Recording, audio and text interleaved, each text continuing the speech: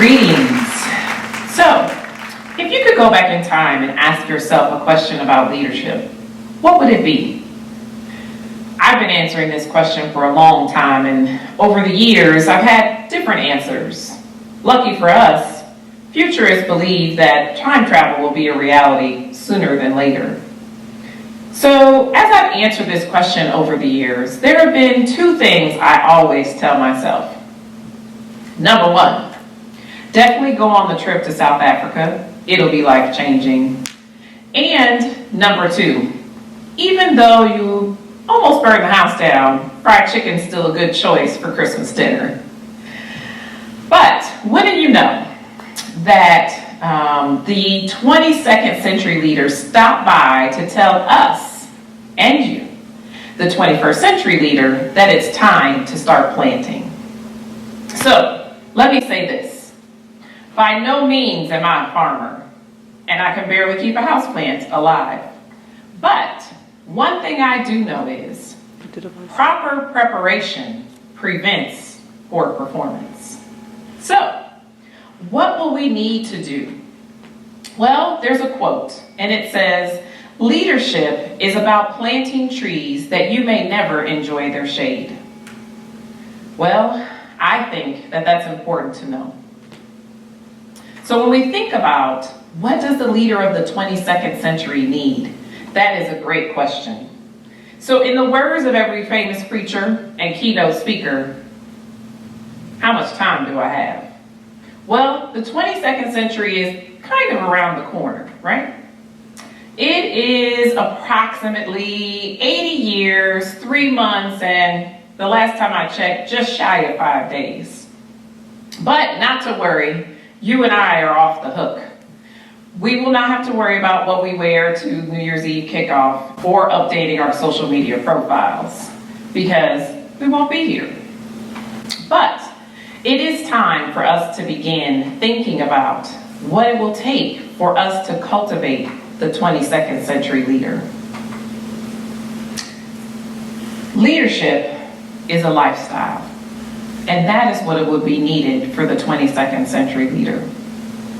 In the words of Drew Hill on a little play, "Leader is my name." So, when we think about what is leadership as a lifestyle, so leadership as a lifestyle is centered in our humanity. It is considering how we organize ourselves into 3 factions: family, community, and lifestyle. What is required for us to achieve this? Well, let's talk about this. So, we're here in the year 2020. Yay! It has been an awesome year for all of us.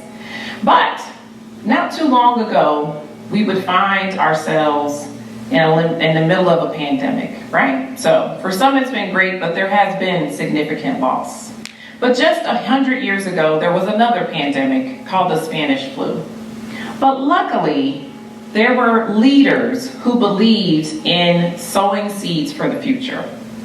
So, while we have experienced some loss, we have had the benefit of sitting underneath the trees that the 20th century generation planted for us, their great-grandchildren. With the advancement of technology, medicine, and communications, and so much more. Winston Churchill said it best. He said, "If we do not learn from history, we are doomed to repeat it." So what can we learn from history? What can we learn from our 20th century predecessors that will equip us, the 21st century leaders, to assist in sowing the seeds and growing the trees that we need for the 22nd century leader? Well, you wonder. We need leadership to be a lifestyle.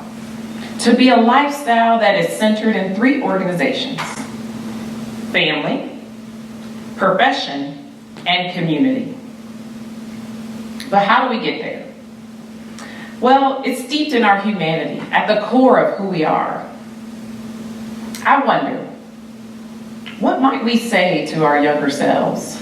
Or what might they say to us as their younger selves? So we're talking about 80 years from now, right? I don't know about you guys, but I am so looking forward to the new year and kicking off a new year. But what might we say to ourselves? Well, we take history, we take science, and we blend them together to give us exactly what we need. The ability to forecast the future and to develop strategies and systems that will deliver the connected tissue we need to bring this to life.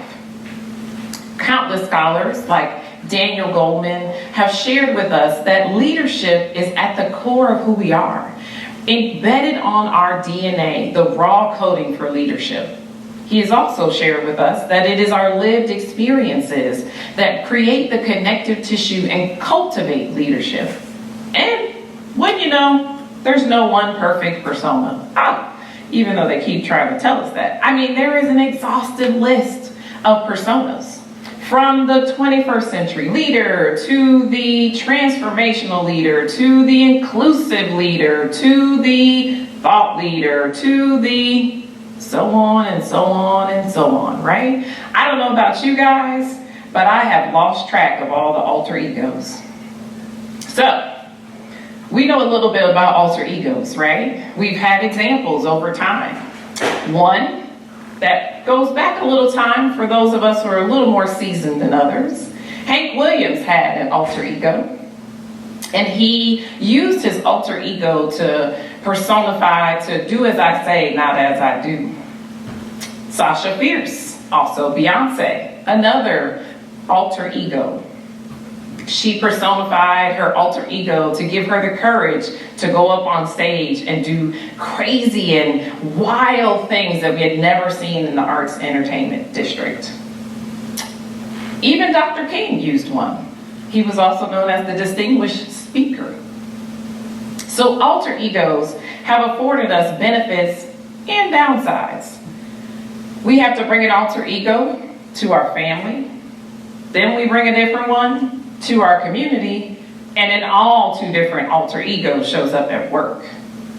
But while we have these moments to endure, it is the 22nd century leader that will be able to use leadership as a lifestyle, where they can bring their best, authentic selves to every aspect of their lives, leaving alter egos behind them. So you may be wondering, well, what's my role in that? I'm here in the 21st century and will not be here in the 22nd century unless they find a way to reincarnate us or preserve us for later. So, we must begin to dismantle the components and the systems that create fragmentation, that force us to have alter egos, to live in different factions, to show up in different ways, but not in our authentic best self. Creating space for new theories, new models, and diverse voices.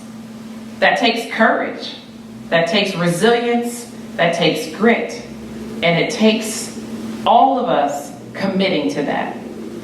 So, I want to tell you, if it's our first place that we encounter leadership is in our families. And I don't know about you guys, but I was promoted at the tender year age of 1 to leader of leader. My brother was born, and lucky for him, 2 more people would join the team in a couple more years. So he would eventually become a leader of leader, but he had to suffer with me for just a little while. But when we think about families being our first experience of leadership, as 21st century leaders, unfortunately, oftentimes, as we progress into our professions, it becomes a shadow of our former selves, not bringing the fullness of ourselves into the space. So if leadership is going to be a lifestyle, we must commit to dismantle, engage new voices, and to sow and plant. I want to ask you, are you committed to being the person that our next generation, our great-grandchildren will need to be the 22nd century leader for the year 2101? Will you go with me? Thank you.